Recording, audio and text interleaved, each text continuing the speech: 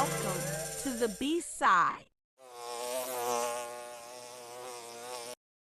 Welcome in, welcome in, welcome in. You're on the B side. And this is the side of things people don't always get to see. Just playing. I think on this episode, I want to start with a disclaimer. I, in real life, am a clinical social worker. I'm licensed. I have worked as a therapist. But this episode here, I feel like I need a disclaimer that this is not therapy and I'm not your therapist. And I know it's going to be some of my peoples that's going to be like, girl, you work in mental health. But I feel like once people find out that you work in mental health spaces, that they suddenly expect you to become emotionally indestructible. And sometimes I'm going to crash out respectfully. But you know what? Let's talk about something.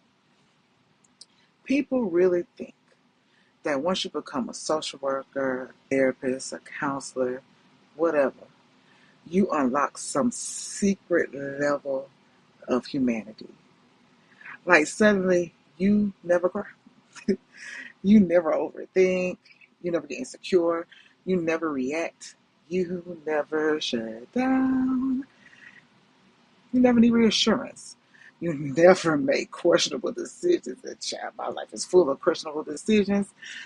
You never read a text 1,001 times. You never, ever stare at a ceiling at 2 a.m. in the morning. And I just want y'all to know that ain't how life works.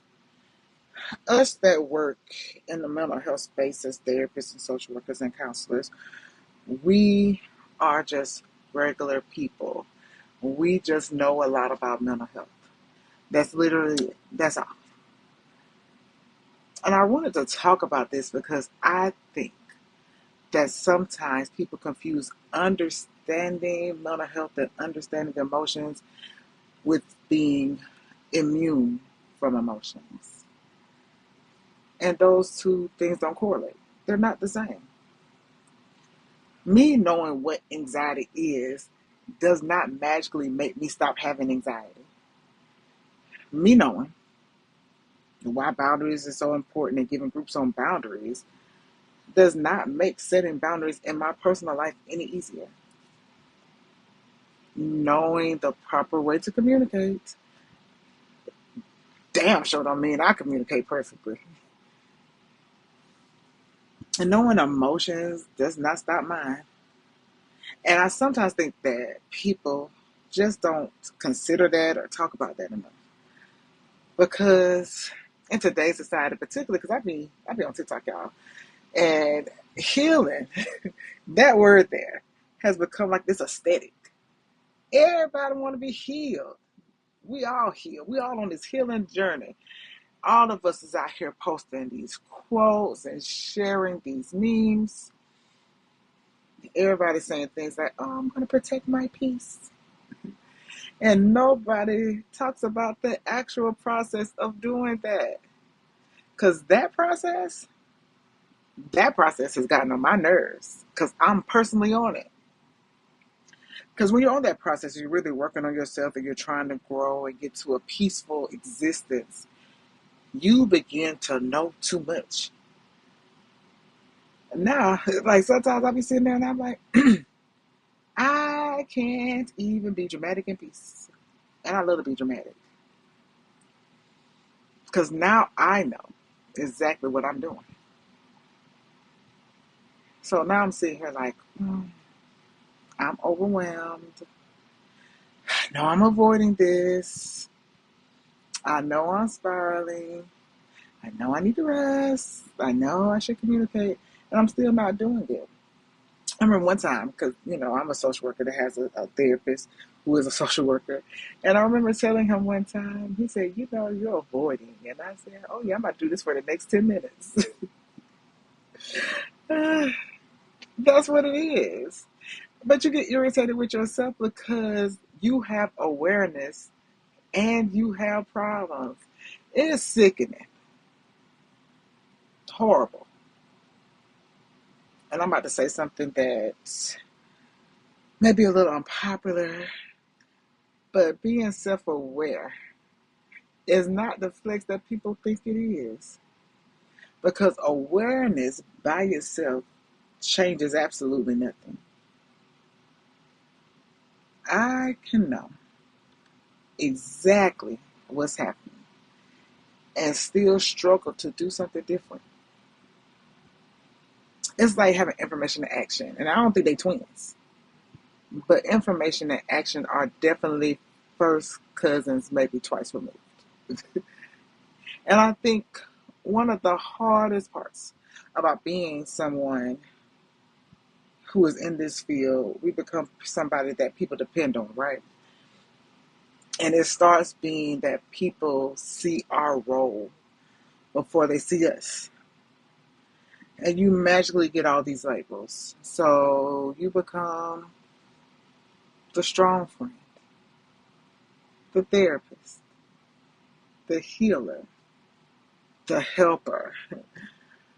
Oh, let me call my girl B. She gonna give me some advice. Y'all know B. She got it all together. Let's just call B. And eventually, when you're in that place, people stop checking to see if you're okay because they assume. And they will assume that you're good. You got to figure out you always do good. And I think that assumption is dangerous because functioning and being okay are not the same thing. And to be honest, this happened to me one time. Y'all know, like I said earlier, I be in these TikTok streets, right? So, I had me a little crew. I was hanging about, doing what I doing, causing mayhem and terror on these TikTok streets. And I had a really good relationship with one of the people in that little clique, right? I mean, it was like a big brother, little sister type energy. Like I vibe with him. I talked to him a lot for a point, and then somehow that shifted. But that's life. It happens. But when we did talk, I felt like you know we were very supportive of each other. It was a good source to see different perspectives, all those things. And I remember one day he needed somebody. That day, what he did not know, and I took accountability here, y'all. It could have been me. I could have maybe expressed this or communicated this because I didn't. But where he needed somebody, so did I, because I had nothing left to give that day. It was the day of my grandfather's passing, and my grandfather passed a year ago at 92 years old. So it was the day of his passing. And anybody who's experienced grief, y'all know that shit come in waves sometimes. It's weird how it hits you sometimes. And I done had a lot of loss, so it just it hit you a little different. And my granddaddy hit me. It hit me very hard. I mean, what can I do about it? It just does. So on top of feeling all the feelings I was having and going through my own grief process, I also had not slept in over 24 hours. So not only was I emotionally empty, I was mentally exhausted. I didn't, I promise y'all, I didn't even have enough capacity to be there for myself. I damn sure couldn't be there for anybody else.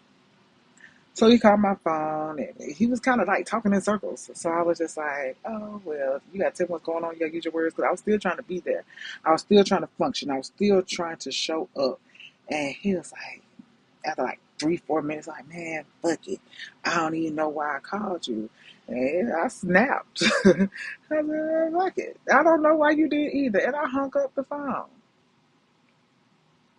So let's fast forward. Um, like that happened in March. We're gonna go to the beginning of May. some more stuff went down, and so a bigger falling out occurred. Because we had talked after that situation. We had talked. I will give him that. We had talked, but our relationship wasn't as close as it had once been, and and that was for a multitude of other reasons, not just that. But some things went down in these TikTok streets in April, and so at the beginning of May, some things occurred, and a bigger conversation happened after a bigger falling out. And he said something, and when he said it, like it stuck with me, like it's in my brain. He said, I held animosity because I needed somebody to talk to.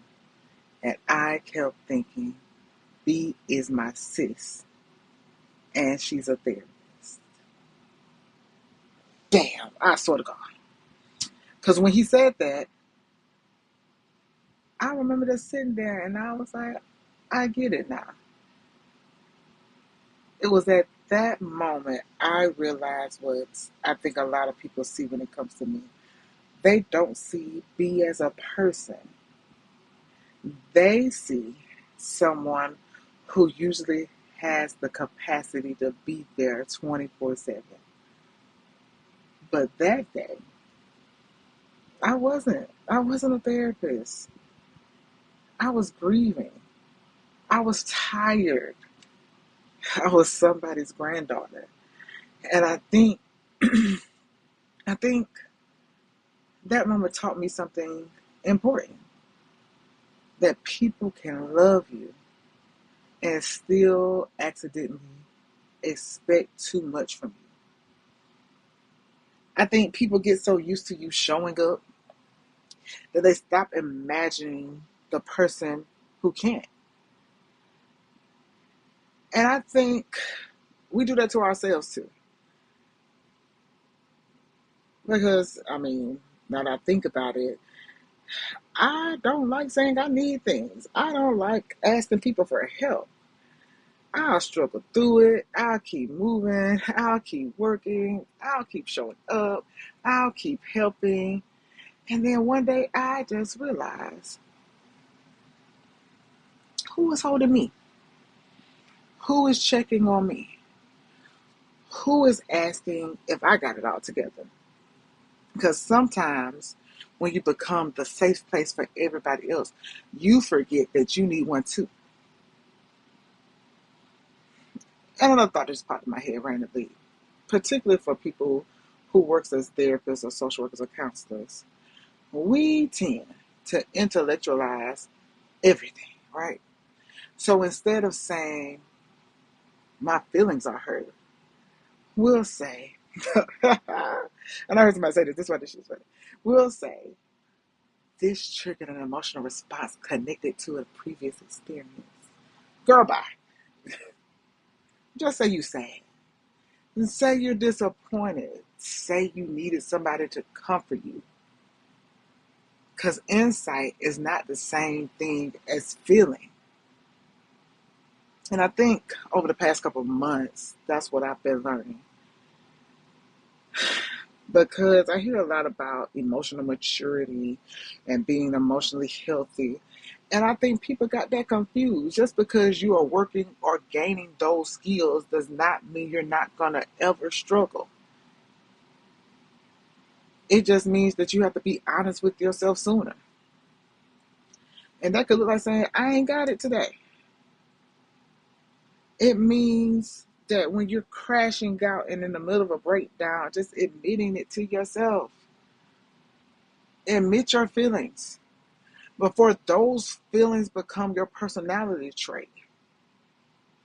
Because my feelings honestly used to show up as anger. They used to show up as anger a lot, to the point that people really categorized me as an angry black girl. In some places, that's really what I was known for. And then I was the strong friend. And then I was all these things. So if you're listening to me right now and you are considered the strong friend, the one people depend on, the one people call, if that's you, just know I need you to listen to this part. You are allowed to not have the capacity. You are allowed to rest. You are allowed to not answer. You're allowed to be held. You don't owe anybody perfection just because you usually show up for people. And if nobody ever told you this part, being human was always the assignment, not being perfect. Thank y'all for hanging out with me today. This was the B-side. I'm B.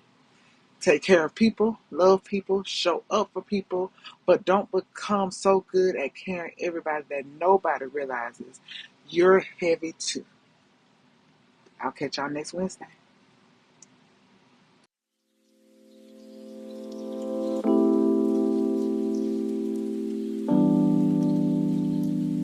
And that's a wrap for today. Let the good vibes stay.